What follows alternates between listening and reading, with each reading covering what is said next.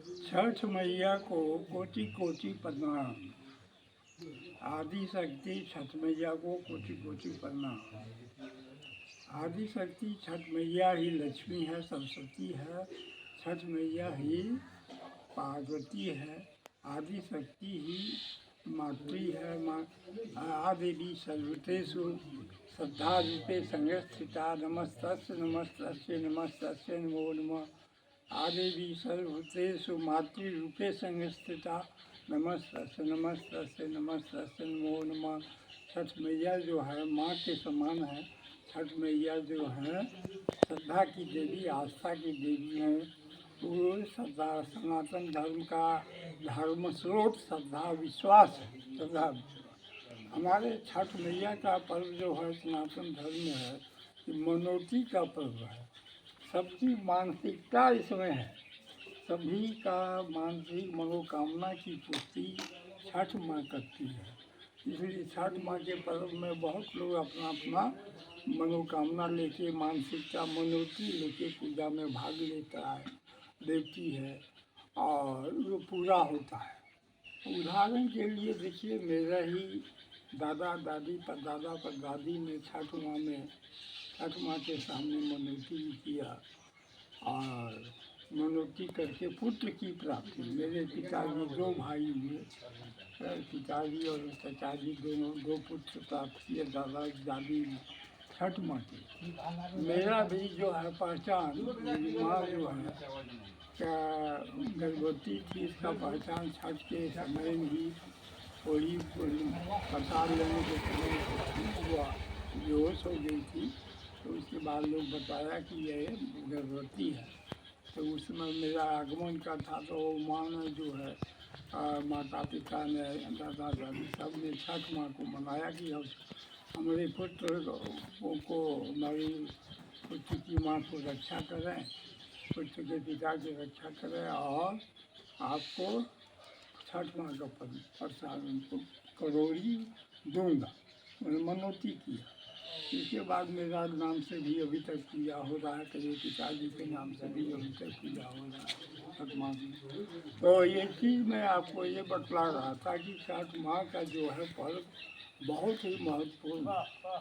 इसका पहला भाग छठ माँ का जो है उसमें पवित्रता का है। पवित्रता प्रधान ये त्यौहार है। इस त्यौहार में जितना पवित्र होइए उतना अच्छा है और पवित्रता के लिए ही ये त्यौहार मनाया भी जाता है। बहुत काफ़ी नियम है इसमें।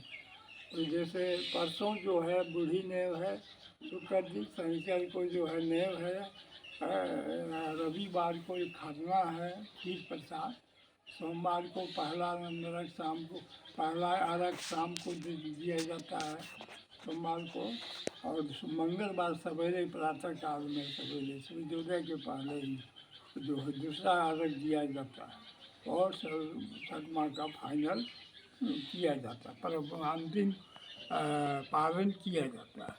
तो इस तरह से पर्व त्यौहार जो है छठ माँ का बहुत उत्साह और आनंद और बहुत शांत वातावरण में इसको मनाया जाता है। इसमें बहुत से आनंद की प्राप्ति होती है, बहुत से शुभ मंगल कमल शुभ मंगल की प्राप्ति होती है और कल्याण की भी प्राप्ति होती है। इसलिए छठ माँ बहुत इम्पोर्टेंट महत्वपूर्ण है। हमारे झारखंड राज्य में भी महत्वपूर्ण है और बिहार राज्य में तो है ही बहुत महत्वपूर्ण। देखिए, दूसरा पाठ है छठ माँ का प्रसाद वितरण।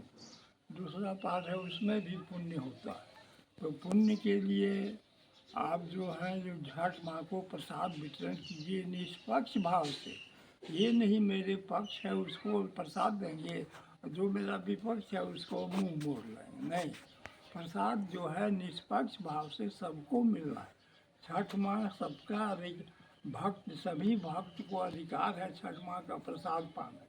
इसलिए सबको प्रसाद निष्पक्ष भाव से बांटिए और प्रसाद वितरण जितना दूर तक आप करेंगे उतना ही पुण्य का भागी होंगे। इसलिए प्रसाद वितरण पर भी ध्यान दें। और इसके बाद देखिए बंधु, आप सालाना कितना पैसा कमाते हैं उसका हिसाब किताब रखते हैं। कितना कमाए, आमदनी हुआ, कितना खर्च हुआ, इसका हिसाब तो सब कोई रखता है। रखना भी चाहिए। और उसी तरह से अब साल भर में कितना पुण्य कमाते हैं और कितना पुण्य खर्च करते हैं, इसका भी हिसाब रखना चाहिए। तो पुण्य इसलिए जरूरी है कि साल भर उसको हम खर्च भी तो करते हैं अपने लिए, अपने परिवार के लिए, इसलिए पुण्य करना भी हमको उतना ही जरूरी है। आमदनी पुण्य का उतना जरूर है जितना कि साल भर हमको खर्च करके कुछ बच जाए। तो ये चीज़ जो भावना जो है सबके पास रहना चाहिए, तभी आप जो है कल्याण के रास्ते पर चलेंगे और सुख समृद्धि को अपनाएंगे, सुख समृद्धि में रहेंगे। अच्छा, इसके बाद में जो है आपको अगला वीडियो फिर दूंगा। और यदि धर्म का है, पुण्य का है, आप लोग पुण्य कीजिए, अपनाइए।